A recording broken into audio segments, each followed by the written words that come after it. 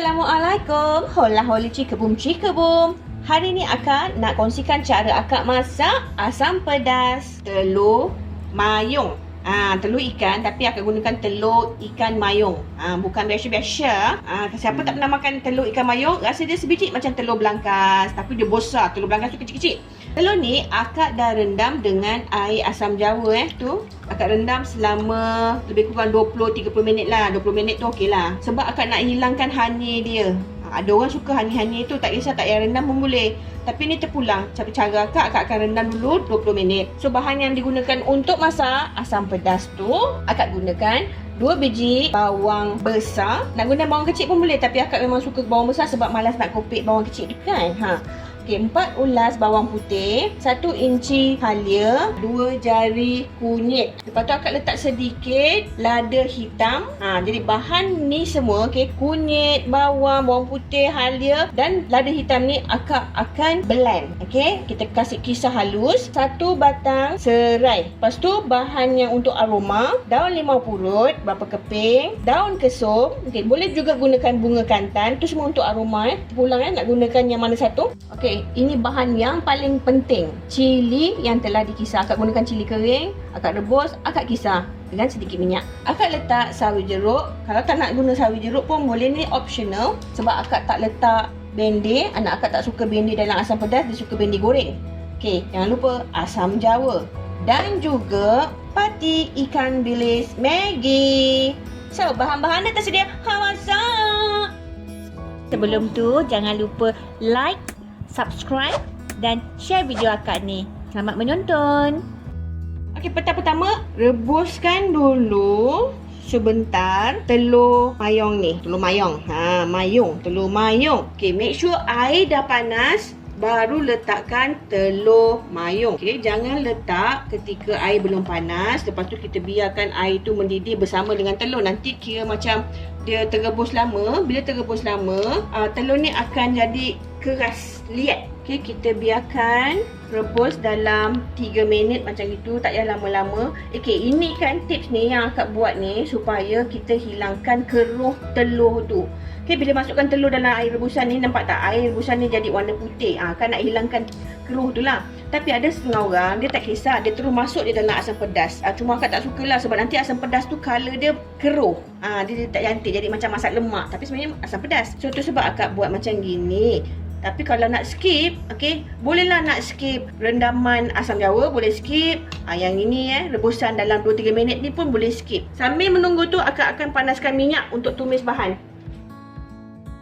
Kisar halus bawang-bawang ni semua. Akak dah panaskan minyak dalam kuali, akak terus masukkan bahan yang akak dah kisar halus. Tumiskan dulu bahan kisar ni sampai garing. Masukkan terus je serai. Okey, kita lihat akak punya telur mayung dah mendidih macam ni. Akak terus tutup api dan akan ditapis lah. Okay, macam ni lah kelihatan telur yang telah direbus. 3 suku masak. Telur ni kan, kalau boleh jangan keluarkan dia daripada dia punya sarung ni lah. Sarung ni lah yang kira protect lah dia daripada cepat pecah. Kalau tak, dia akan cepat pecah. Okay, kalau dia keluar, nampak ni? Dia keluar daripada sarung, dia macam cepat-cepat pecah. Itu sebab kita kena rebus dululah pada akak lah. Rebus dulu supaya kita punya kuah dia tak keruh. Nampak tak cantik? Itu je tips kalau masak telur mayung. Okey, bahan tumis dah garing macam ini, dah cantik. Tibalah masanya untuk memasukkan cili giling. Cili giling ni akak masukkan dalam 4 sendok. Kalau cili giling you all tu pedas, jangan letak banyak-banyak. Ikutlah nak tahap kepedasan macam mana. Macam itulah letaknya cili kita. Kalau kat pasar tu, dia ada jual tau cili kering pedas, cili kering kurang pedas, cili kering tak pedas langsung. Jadi bolehlah pilih yang mana satu. Pilihan hati. Bukan pilihan hati pun, pilihan lidah ni. Sanggup ke tak sanggup makan yang pedas. Kita garingkan dulu lada ni. Okay, masak asam pedas, masak sambal, kita kena make sure yang lada kita garing. Bila lada dah garing, okay, minyak dah naik, garing, lada garing cantik, Masukkan air. Okey, air ni ikutlah kepekatan asam pedas yang you all suka. Macam mana nak pekat ke, nak cair ke. So kalau macam dah cukup ngam dia punya pekat dia tu, janganlah letak air lagi.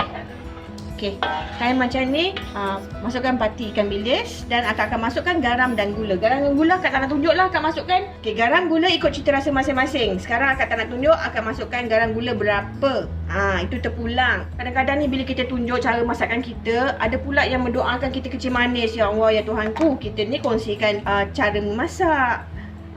Tapi tak apalah. So, garam gula ikutlah cita rasa. Dalam kuah ni akak dah letakkan garam dan gula. Tak nak letak gula ke, nak tukar kepada gula Melaka ke, atau semua terpulang cara masakan masing-masing. Okey, akak akan letakkan juga 1 sudu makan asam jawa.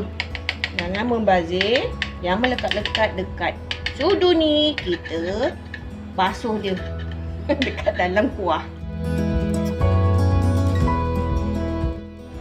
Okey, kuah dah mendidih macam ni. Time ni masukkan sayur-sayuran lah. Kalau macam you all gunakan bende, letak sayur tu time sekarang dengan daun limau purut. Okay, sampai bila bende dah masak nanti, kalau you all gunakan bende lah, jangan masukkan telur mayung dulu baru masuk bende nanti dia masak lagi sekali. Tapi kalau masak lemak, kalau tak nak rebus dulu telur mayung tu pun boleh, sebab lemak tu memang dah nampak kuah dia putih kan, berlemak kan. Jadi boleh je terus masukkan telur mayung.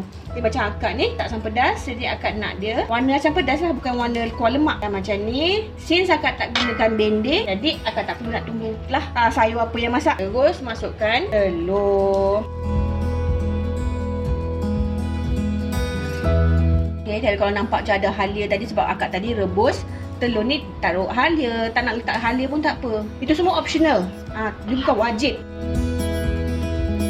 Masak ni ikut selera kita. Janganlah cakap orang tu masak lah salah. Bukan salah. Orang tu masak cara dia masak. Dan keluarga dia semua suka dengan cara yang dia masak tu. So kita ni tak boleh nak cakap apalah letak macam gitu, apalah letak macam ni. Kita dulu tak guna pun macam ni. Tak boleh lah. Lagilah nak banding-bandingkan dengan zaman-zaman hang tua. Tak boleh. Okey, kita biarkan sekejap saja. Okay, lepas akak dah masukkan telur mayung tu dalam seminit macam tu, dia dah didih balik kan. Dah boleh tutup api. So nampak jangan biarkan dia masak lama. Nanti jadi macam bola golf keras. Taklah, nanti dia jadi liat. Bila gigit dia terselit dekat gigi kita. Okay, itu yang tak nak tu. Dia ada lembut-lembut je macam tu. Lagi satu, orang kata rasa dia macam telur belangkas. Okay, telur belangkas tu kalau orang Muar lah kalau you all orang Muar, dia rasa macam damar panggil. Orang tu dulu panggil macam rasa damar je. Macam tu. Ada orang suka rasa damar, ada orang yang tak suka. Akan nak beritahu yang itulah rasa telur ikan mayung. Dia sama dengan telur belangkas, rasa damar. Okay, so asam pedas telur ikan mayung akak dah siap. Bon appetit. Terima kasih kerana menonton. Selamat mencuba.